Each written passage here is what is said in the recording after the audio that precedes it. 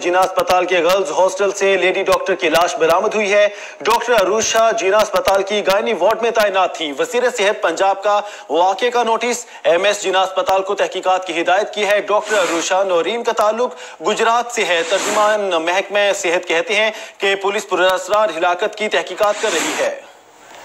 लाहौर में जिना अस्पताल के गर्ल्स हॉस्टल से लेडी डॉक्टर की लाश बरामद हुई है। डॉक्टर अरूषा जिना अस्पताल की गायनी वार्ड में तैनात थी।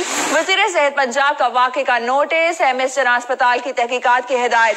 डॉक्टर अरूषा नौरीन का ताल्लुक गुजरात से है। तर्जुमान महकमा सेहत पुलिस पुरअसरार हलाकत की तहकीकात कर रही है। तर्जुमान महकमा सेहत का ये कहना है।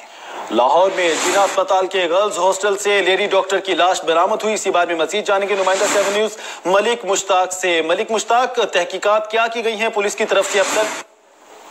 जी बिल्कुल, जिना अस्पताल लेडी हॉस्टल से अरूषा नौरीन नामी ये लड़की जिसका ताल्लुक गुजरात से है, इसकी लाश बरामद हुई है।